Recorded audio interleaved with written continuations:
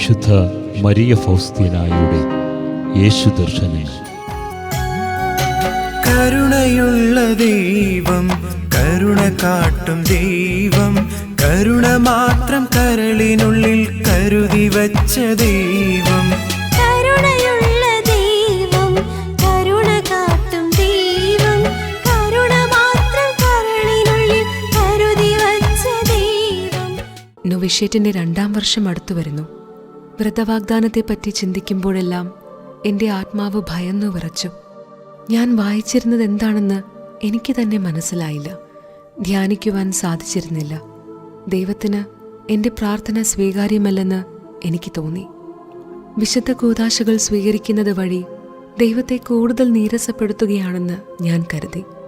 എങ്കിലും എൻ്റെ കുമ്പസാരക്കാരൻ father Theodore ഒരു ദിവ്യകാരുണ്യ സ്വീകരണം പോലും മുടക്കാൻ എന്നെ അനുവദിച്ചില്ല. എൻ്റെ ആത്മാവിൽ ദൈവം വളരെ വിചിത്രമായി പ്രവർത്തിച്ചുകൊണ്ടിരുന്നു. കുമ്പസാരക്കാരൻ എന്നോട് പറയുന്നതൊന്നും തന്നെ മനസ്സിലാക്കാൻ എനിക്ക് സാധിച്ചില്ല. വിശ്വാസത്തിൻ്റെ നിസ്സാരമായ സത്യങ്ങൾ പോലും എനിക്ക് അഗ്രാഹ്യമായിരുന്നു. എൻ്റെ ആത്മാവ് അപാരമായ ദുഃഖത്തിലായിരുന്നു. ഒരിടത്തും അതിന് സമാധാനം കണ്ടെത്താൻ കഴിഞ്ഞില്ല. ഒരു ഘട്ടത്തിൽ ദൈവം എന്നെ കൈവിട്ടു എന്ന ശക്തമായ ചിന്ത എന്നിലേക്ക് കടന്നുവന്നു. ഈ ഭീതിജനകമായ ചിന്ത ആത്മാവിൽ ചൂഴ്ന്നിറങ്ങി എന്നെ കുത്തി മുറിവേൽപ്പിച്ചു. ഈ പീഡനകാലത്ത് എൻ്റെ ആത്മാവ് മരണവേദന അനുഭവിച്ചു. ഞാൻ മരിക്കാൻ ആഗ്രഹിച്ചു, പക്ഷേ സാധിച്ചില്ല. വിശുദ്ധിക്ക് വേണ്ടി പരിശ്രമിക്കുന്നത് കൊണ്ട് എന്തു പ്രയോജനം ലഭിക്കുമെന്ന ചിന്ത എന്നിലേക്ക് കടന്നുവന്നു. ഇതെല്ലാം ദൈവത്തിന് പ്രീതികരമല്ലെങ്കിൽ എന്തിന് നാം പരിത്യാഗം അനുഷ്ഠിക്കണം? നോവിസ് ഡയറക്ടേഴ്സിനോട് ഞാൻ ഇതേപ്പറ്റി സംസാരിച്ചപ്പോൾ ഈ മറുപടിയാണ് എനിക്ക് ലഭിച്ചത്.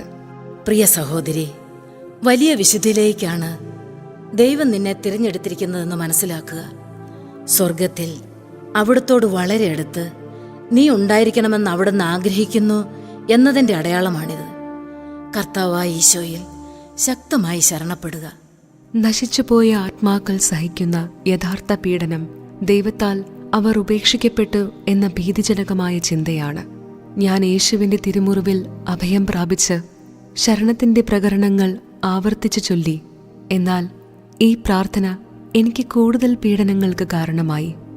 ഞാൻ ദിവ്യകാരുണ്യ സന്നിധിയിൽ ചെന്ന് ഇപ്രകാരം ഈശോയോട് സംസാരിക്കാൻ തുടങ്ങി. ഈശോയെ, അങ്ങ് പറഞ്ഞിട്ടുണ്ടല്ലോ, ദൈവം തൻ്റെ സൃഷ്ടിയെ മറക്കുന്നതിന് മുൻപായി ഒരമ്മ തൻ്റെ കുഞ്ഞിനെ മറക്കുമെന്നും, എന്നാൽ ഒരമ്മ തൻ്റെ കുഞ്ഞിനെ മറന്നാലും ദൈവം തൻ്റെ സൃഷ്ടിയെ ഒരിക്കലും മറക്കുകയില്ലെന്നും. ഓ ഈശോയെ, എൻ്റെ ആത്മാവിൻ്റെ രോദനം അങ്ങ് കേൾക്കുന്നുണ്ടോ? അങ്ങയുടെ കുഞ്ഞിൻ്റെ രോദനങ്ങൾ കേൾക്കാൻ കരുണ തോന്നണമേ. ഞാൻ അങ്ങയിൽ ആശ്രയിക്കുന്നു. എന്തെന്നാൽ ദൈവമേ, ആകാശവും ഭൂമിയും കടന്നു പോകും, എന്നാൽ നിന്റെ വചനം എന്നും നിലനിൽക്കും. എന്നിട്ടും ഒരു നിമിഷ നേരത്തെ ആശ്വാസം പോലും എനിക്ക് ലഭിച്ചില്ല.